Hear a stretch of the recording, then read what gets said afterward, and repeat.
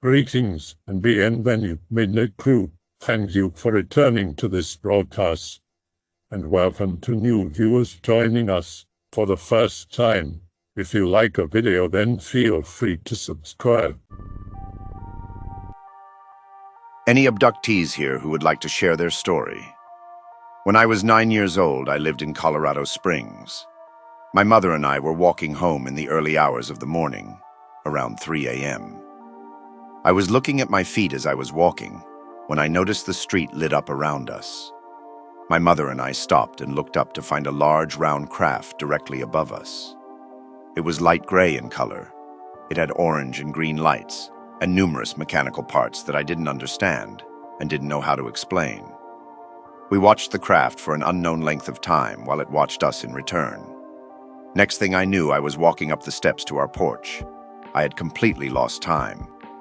I looked up at my mother, who was staring straight ahead. I wondered if she remembered anything at all, since I had lost time myself. We got to the front door, and before she opened it, she asked, "Did we see what I thought we saw?" I said yes, and she told me never to speak of it. For a few months after that experience, I would often wake in the morning to find my clothing inside out, backwards, or off completely. I started getting bloody noses on a daily basis and mysterious bruises, seeing pale faces hovering above my bed, and catching glimpses of gray people, what appeared at the time to me to be dead people, out of the corner of my eye.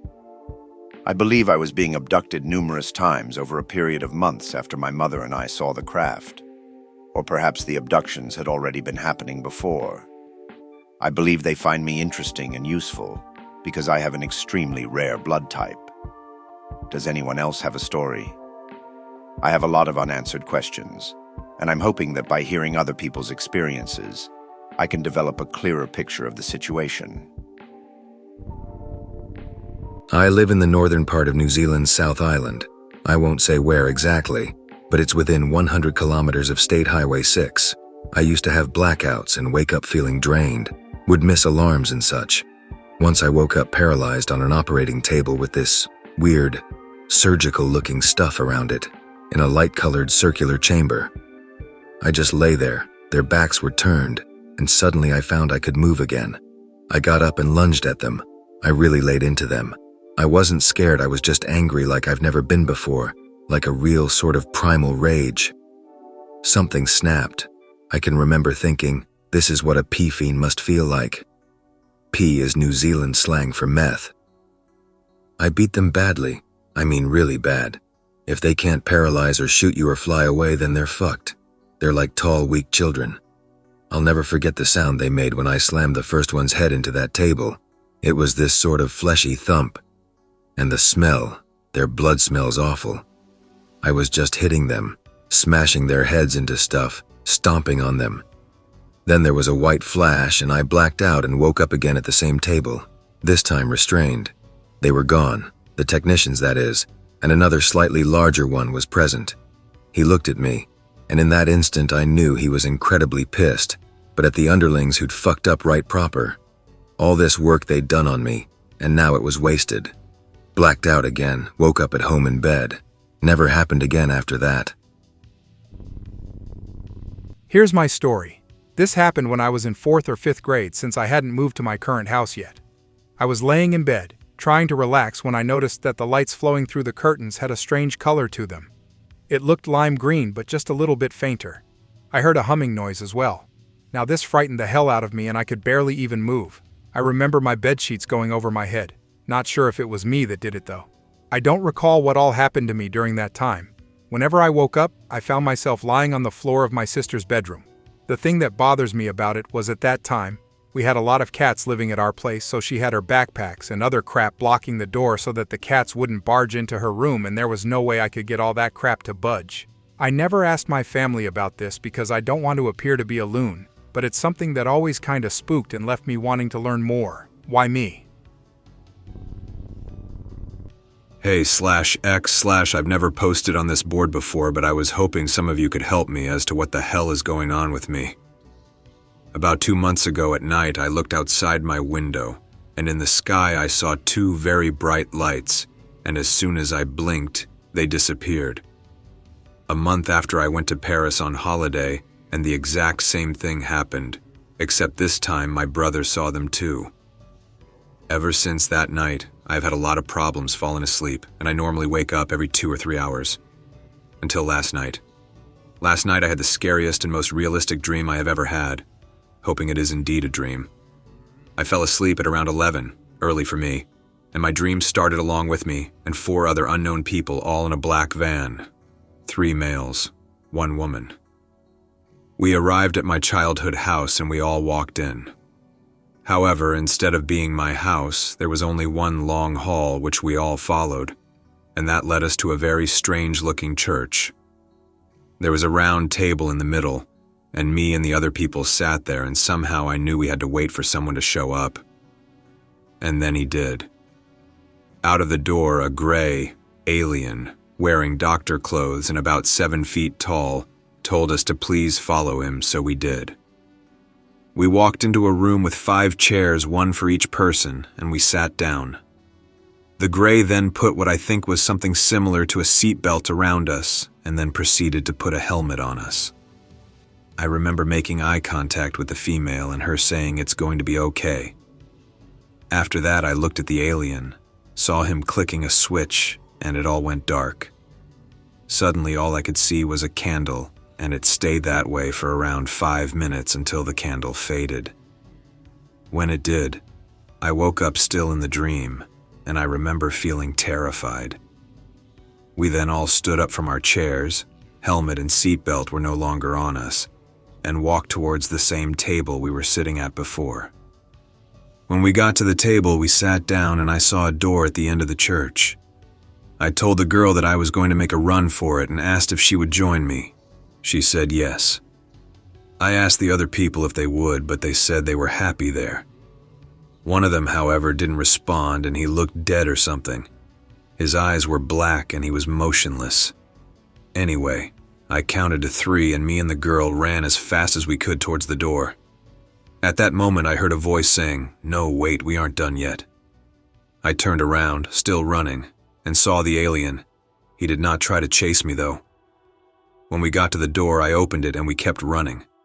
We ended up in a forest and we saw some caves at the top of a mountain, so we thought we could hide there. Oh, I forgot to say that I was wearing the same clothes as the ones I was sleeping with. Anyway, we climbed and got into one of the caves, and then the girls said to me that I was the one the aliens wanted, but they didn't feel I was yet prepared. As soon as I asked her to prepare for what, we saw the alien inside the cave with us. At that moment, I woke up terrified and tried to find my phone to see the time. My phone was left on the charger at night, only right on a table, but I couldn't find it there. I then looked at the other side of my bed, and my phone was there. But what is more surprising is that the screen was on. This made me feel very uneasy. I saw the time, and I am 100% sure that the clock said 3:55. At that exact second, I felt as if I was being watched and turned around to see an incredibly bright light coming out of my window. It blinded me for what felt like a second. I am sure I didn't fall asleep. And then I looked at my phone, which was in the same place as before. Screen was still on, and the time said 5:30 a.m. So my question is, what happened to me? Was I really abducted? I just read that one of the signs you've been abducted is loss of time. What do the lights in previous months I saw signify? Sounds like your mind was probed, only you didn't physically go anywhere. If you've heard of astral projection, where you can visit many places by leaving your body temporarily, then that is what probably happened to you, but in a controlled manner. Looking at the light is like letting your device get recognized by your computer, but it will connect later. Around age 12 or so, I had my tonsils and adenoids taken out due to sleep apnea. I woke up about halfway through. Doctors said that only happens to people who have a resistance to opioids and painkillers, which I've never had till then. I remember waking up to doctors in all white, with huge black eyes operating on me. I flailed around and punched two of them, and almost got out of the room till the two nurses and the doctor tackled me and manhandled me to the bed, then doubled my dose. As they brought me out after surgery, I again woke up and tried to run again, but they had me strapped down ahead of time. I was screaming something about "not again" and "why do you keep doing this to me?" I'm surprised that the doctors would tell the patient if something like this happened. Off topic, but I suspect I woke up during surgery a couple of years ago, although I don't remember the details, and the doctors and nurses were quiet when I asked questions. The surgery was being performed low in my abdominal area, almost reproductive area kind of thing. I remember going into the operating room and they started to put a different IV into my hand for some reason. I already had another. But the nurse couldn't hit the vein. I started to feel claustrophobic and basically began having a panic attack, to which everyone started holding me down on the table and telling me that my blood pressure was uber high and that it was very, very important that I calm down right now, which obviously made my stress worse. The last thing I remember is feeling an intense burning in my arm. They clearly went through the vein. A mask going over my face, and I pushed with all my might against them all. Must have been 4 or 5 people at least with their hands on me, trying to sit up, managed to for a moment, and then must have went out. The next thing I remember is waking up in recovery. As the grogginess dissipated, I noticed that my hands and forearms were just covered in dried blood. Lots of it. There were handprints all over the sheets, the linen blanket type thing behind above my head on the metal bars of the bed, just everywhere. I also had blood on my face, splotches again from my hands where you could see that tears were coming out of my eyes, dripping down my face, making streaks in this blood where I was unable to wipe my face. One spot looked like I'd been wiping the tears with bloody hands. It took forever to get all the crusty blood out of my hair too, despite the fact that I'd gone into surgery with one of those hat things on. The doctors told my parents what I was screaming. They thought someone Lena Dunham me or something. How to tell if you were abducted by aliens. At bedtime. You have chronic insomnia, and you hear a tapping or humming noise just as you're dropping off to sleep. You may dream of aliens and UFOs directly, or you may dream of vaguely mysterious beings, but remember none of the details except one. The beings had very large eyes. You have the feeling you're being watched, especially as you're dropping off to sleep. Or you wake up in the middle of the night because you think someone or something is watching you.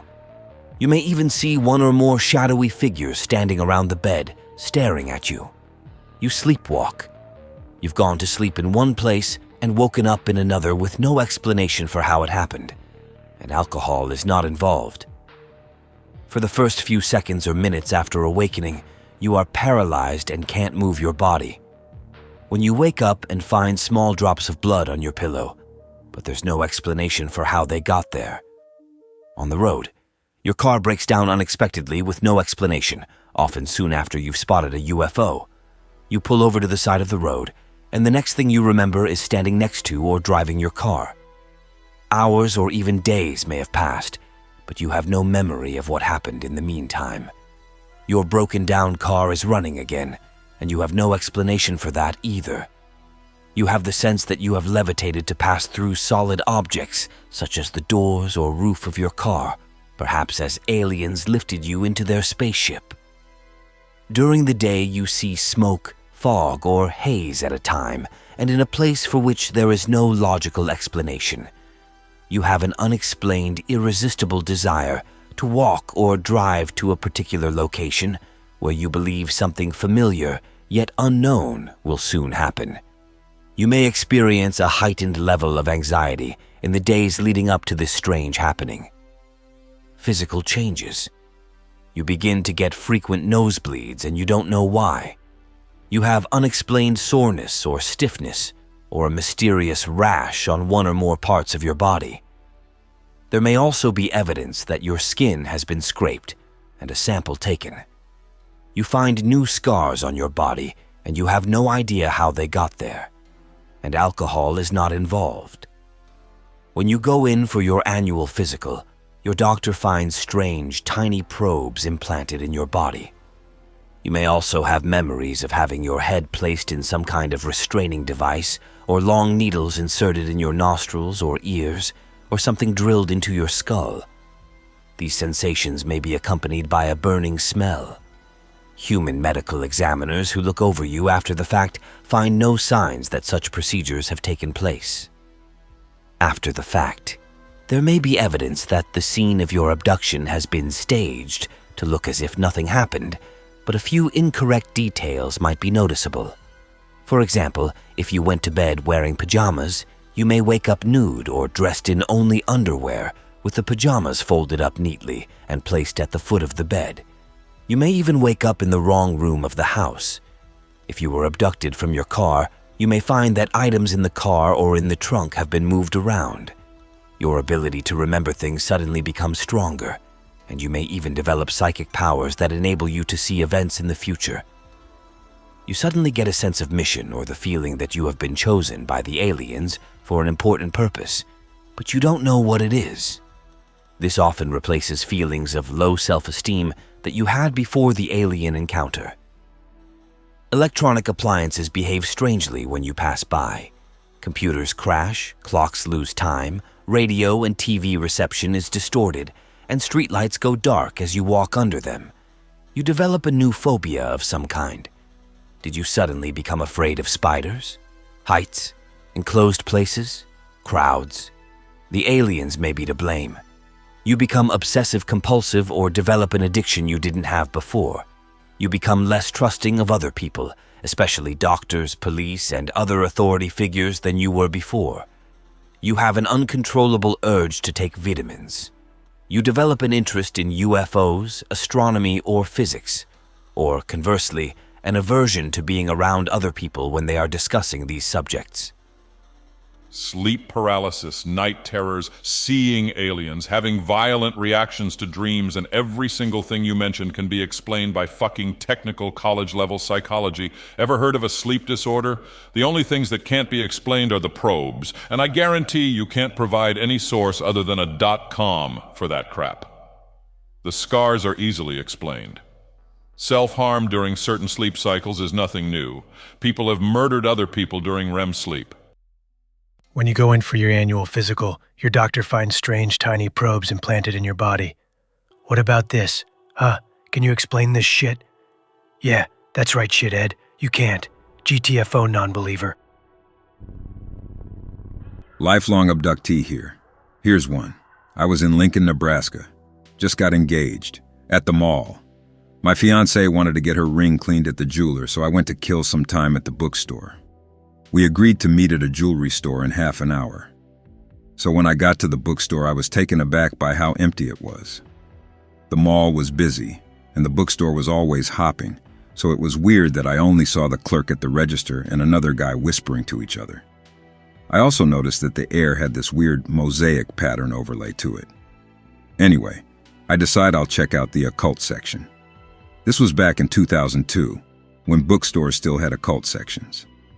So I head back there, and I see this average-looking guy. I remember he looked like my junior high science teacher, mustache, kind of like Walter White before he shaved his head. And this dude is standing next to the weirdest-looking human I've ever seen. She had mottled-looking skin, like she was really old, and she was wearing a turban and a simple smock, and she had on these enormous black sunglasses. And I looked at them, and this woman hisses at me, like a snake, and I'm freaked out. And I move to another aisle in the store. And the only thing I can imagine is this woman is like special needs, and this normal-looking guy is a residential counselor taking her on an outing. So I've moved to this other area, and I start saying to myself, wait, I have every right to check out the occult section, and they can't chase me out of there. So I head back to where these people are, and I get a side view of this woman, and I realize that she's not wearing huge sunglasses, but these are the woman's actual eyes. Next thing, she's floating right over to my face really fast. Then the next thing I remember is booking out of the store. I'm rushing out to find my fiancée, I have to tell her that I just saw some deformed woman with giant black eyes, and I'm thinking that this specific genetic deformity must be like the whole basis of the gray alien myth. So I find my fiancée outside the jewelry store, and I say, I have to tell you this amazing thing, and she's like, where the hell have you been? I've been waiting here for 20 minutes. And I'm like, how is that possible? I've only been gone for 10 minutes at most. And I look at my watch, and like almost an hour has gone by since I left her. And she's like, so what is this amazing thing you wanted to tell me? And I couldn't remember. And I didn't remember for almost 6 months.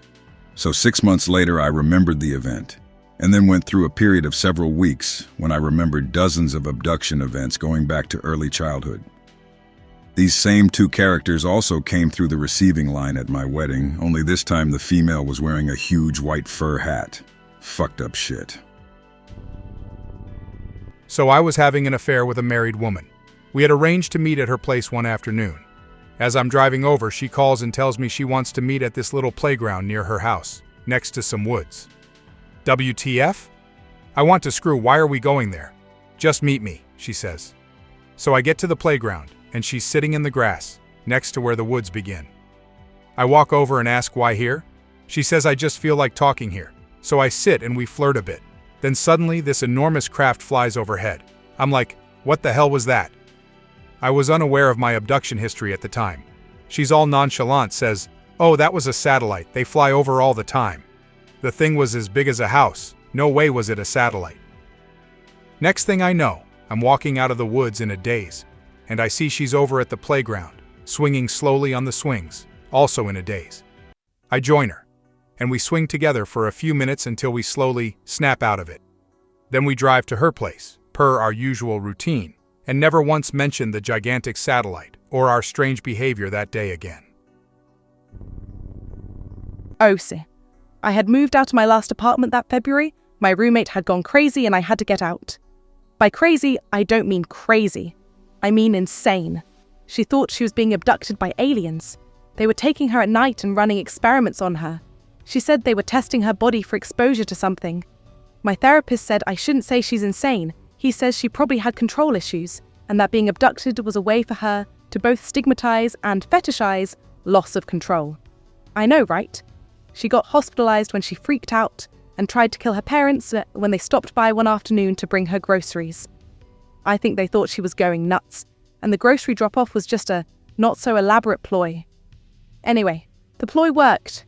She accused them of being clones and made a bull rush at them with kitchen scissors, the kind you use to clean chicken breasts. Her dad was ex-military or something like that, and he got her in this complicated hold, and we called the cops and took her off to Westview. 7th floor, I heard one of the cops say. I googled it later. The 7th floor was the psych ward. She lost control. The next day, I rolled out of the apartment. Without Claudia there, I couldn't afford the rent, and with the way her parents took all of her shit, I couldn't imagine she was coming back. That left me needing a place, which I wasn't quite sure how I was going to manage. I had left my last job in a hasty and desultory manner. It was Starbucks, and my god-awful manager accused me of taking home a tray of pastries illegally. I denied it, but it was totally true. I crashed that night at Julia's, but her boyfriend hated me, so I knew I had to find something quickly. The next day, I found the place on Craigslist. Roommate wanted $250 a month. I can make $250 a month.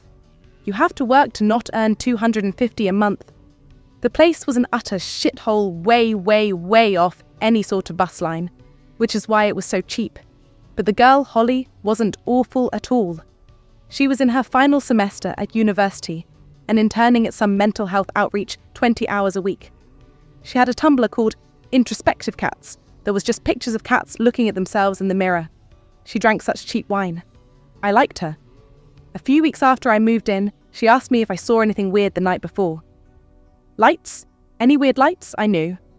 Before she did. A few weeks later, she told me they were taking her at night, while I slept. Experiments. Surgeries. She showed me a cut on her back. Look at this, she whispered. Look at it. It looked like a cut. Her boyfriend came over a few nights later. Lyle. Nice guy. I knew him from freshman year intro to English lit class. Beowulf to Virginia Woolf. He told me Holly had been having problems, She went back home to her parents. She wasn't planning on coming back. By now, I was working again, at the Trash 4Q down the street, selling cigarettes and energy drinks 3 nights a week. That income allowed me to be able to afford the place on my own, so I didn't have to move, although the empty apartment made me feel like I was the only living person in the world.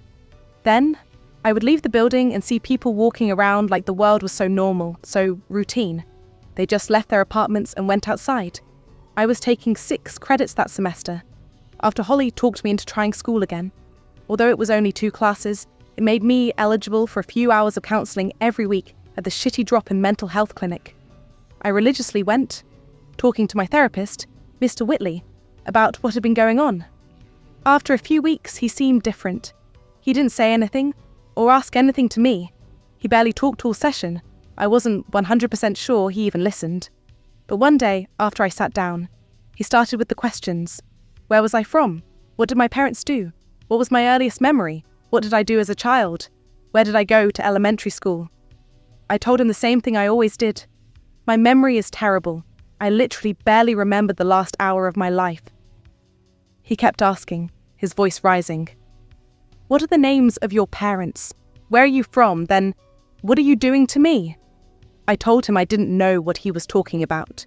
His eyes looked far away and spit was coming out of his mouth like he was a dog trying to bite me. They're coming for me, he said, getting out of his chair. They're taking me. At night. The lights. Every night. I don't know what... I got up from the chair, trying to back away from the door. The aliens, they're taking me. Because of you. And it stops right now. He pulled out a fucking knife. A knife of all things, and leapt toward me. I screamed and kicked him. I felt my leg. I felt something enter my leg and I started screaming again. Not in fear or anger, but just sheer, unbelievable, wet agony. My kick had knocked off his glasses. He was on his knees trying to grab them. When security rushed in, he actually told the security dude. His name was Carlos. He was chill. He let me bum a cigarette off him one day. Direct quote. Kill the girl.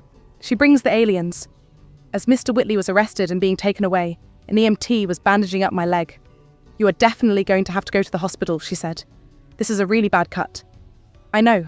I can't believe my therapist tried to kill me. I know, right? This world is crazy. Oh, did you... She paused. Did you have surgery here? On my leg? No. Why?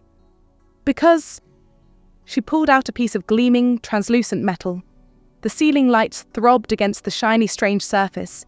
It seemed to soak everything in. I could feel my heartbeat in it. What is this? My first memories were the lights pulling me into them. I was 21, hanging around my apartment complex after work with some friends. I noticed a strange young lady, pretty average looking but strange, sitting at a picnic table across the parking lot from us. She was marveled by an anthill by the table. That's strange, I thought, but didn't pay it much mind. The next day, getting ready to drive to base for morning formation, as I was about to pull out of the parking lot, I saw her staring at me from behind the dumpster. I felt a little uneasy, but I drove off and forgot about it. Later that day, I was in the motor pool teaching this new soldier, fresh out of advanced individual training, knew how to PMCS, LMTV. We started shooting the shit, and he casually mentioned some of the strange shit he's seen while growing up in Puerto Rico, Santeria or some kind of crap, weird legends, some lulzy stuff, but when he started talking about strange lights, crafts, USOs, I started to feel lightheaded for no reason. I got this kind of full-body numbness and a ringing in my ears. I went into the bay to grab my water bottle. It's gotta be the heat getting to me. I sat down and drank some water in the motor sergeant's office. I felt emotionally uneasy, but physically I felt a little better. I pulled myself together and headed back out. It's almost time for formation anyway. I headed home not thinking about the girl or the weird shit at work that day. I pulled up to my apartment. No sign of the girl, great. I watched TV until 10, then decided to head off to bed. I got to my room and there was a knock on the front door. Just a single knock. I went to answer it. It was the strange girl. It gets a little fuzzy here. She just insisted that I should go with her, to bring my car keys. I really didn't want to, but I felt compelled. I barely remember driving to the Super Walmart, but that's where we ended up. She just walked alongside me, observing me shopping, occasionally asking questions about what certain food items are. I have no idea what the whole event was about. I didn't have any more interactions with her that I remember, but I swear I caught glimpses of her out of the corner of my eye for the next 2 years until I left the army and moved. I experienced a series of abductions when I was 21. My wife at the time and I would wake up in the middle of the night. We'd hear people in the house and see a light under the bedroom door and be terrified, and then nothing. We'd wake up in the morning and wonder what the hell happened. Why hadn't we called the police? One time it happened and I remember desperately trying to wake her up, and it was like she was in a coma. Then I saw a series of bright flashes and this creature walking toward me. At the time, I didn't believe in aliens or UFOs, so when I saw this creature, the only way I could describe it was as an emaciated little girl wearing sunglasses and a trench coat. I also thought she had a blonde wig on, lots of flowing blonde hair.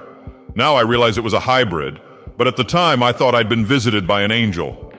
She took me on a tour of what I believed to be Earth after a major catastrophe. We were walking on a battlefield littered with body parts. I remembered the extraction procedure and a point where I was introduced to a hybrid child that I was told belonged to me. I also remember becoming very lucid at one point and screaming that I remembered her, that I knew what she was, and becoming extremely agitated. She did a mind scan procedure then, and I became overwhelmed with feelings of love for her. She told me that I was special and that she would always be watching over me. She said I had a very important job to do in the future, that I would help people transition to the land of the dead. I didn't understand what she meant at the time, but I've since come to understand that the aliens refer to our realm as the land of the dead, and I am to help them transition to life in our world. I hope that you enjoyed tonight's broadcast. If you enjoyed tonight's story, then please subscribe to the channel, as more Greentext will appear daily. A new broadcast will appear when the clock strikes midnight Central Time.